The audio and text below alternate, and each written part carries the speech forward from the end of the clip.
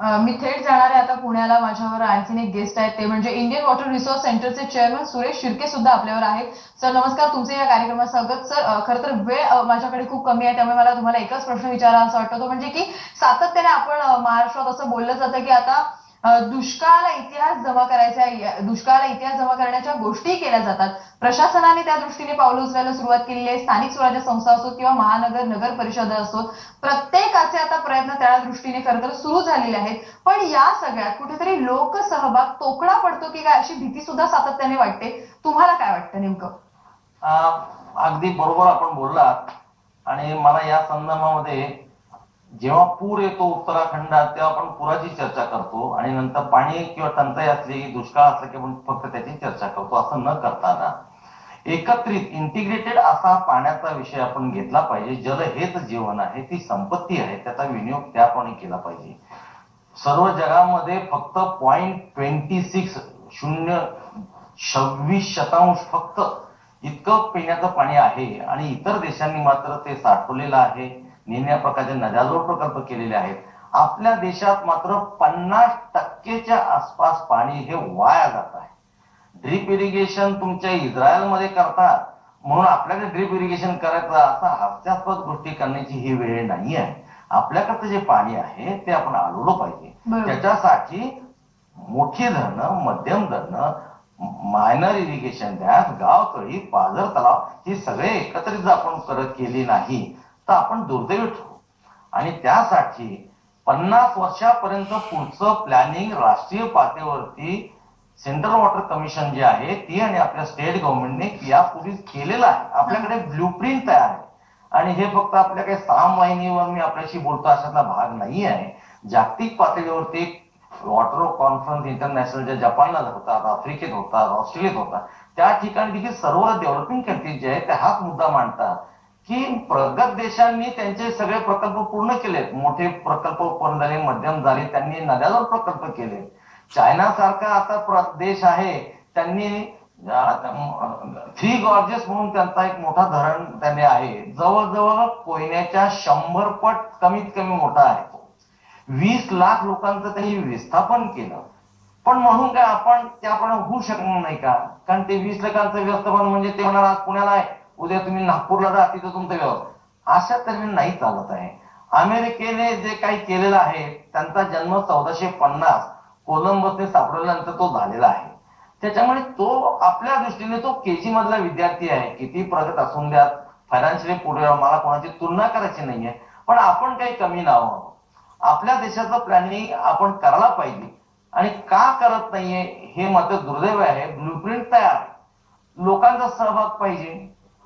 लोकांचा सहभाग अशासाठी पाहिजे की हे काम सरकारचं आहे, हे कॉर्पोरेशनचं काम आहे.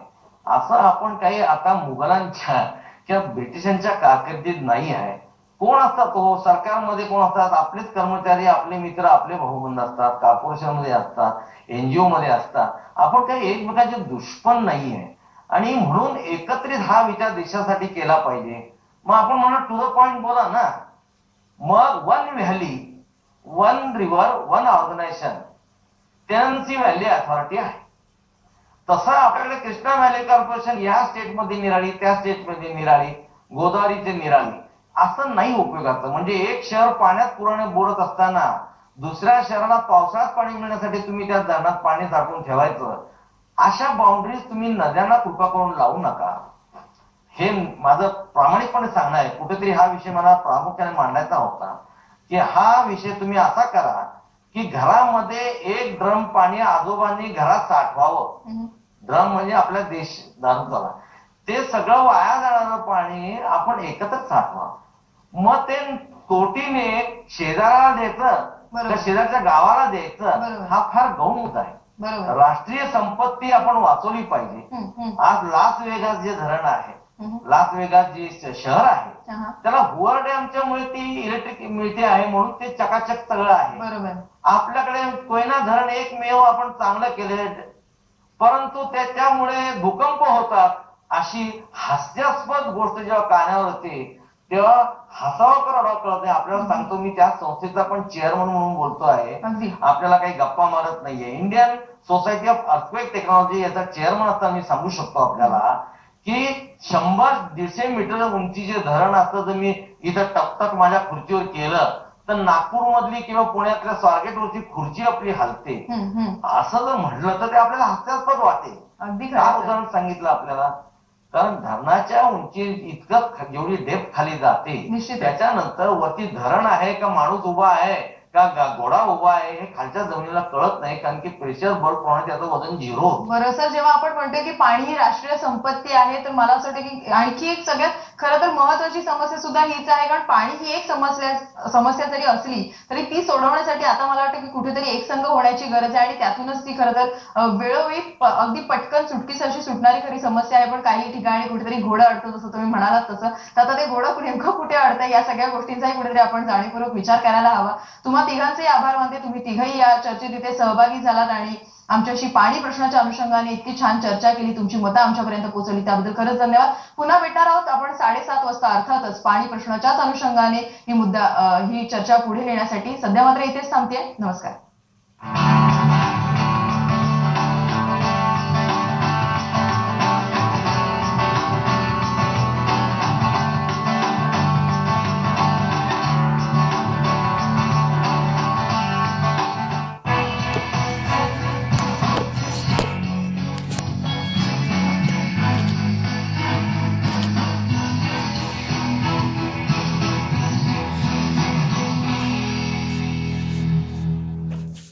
महाराष्ट्रातील जनतेच्या आशा, अपेक्षा आणि आकांक्षा समजून घेण्यासाठी सकाळ माध्यम समूहाने अपेक्षा महाराष्ट्राच्या हा एक अभिनव उपक्रम सुरू केला आहे. प्रत्येक क्षेत्रातील समस्या आणि त्यांची उत्तरं शोधण्याचा हा उपक्रम आहे. याच उपक्रमाअंतर्गत आज आपण चर्चा करणार आहोत महाराष्ट्रातील जलसंपदा आणि पाणी विषयक प्रश्न आणि त्यांच्या उत्तरांविषयी.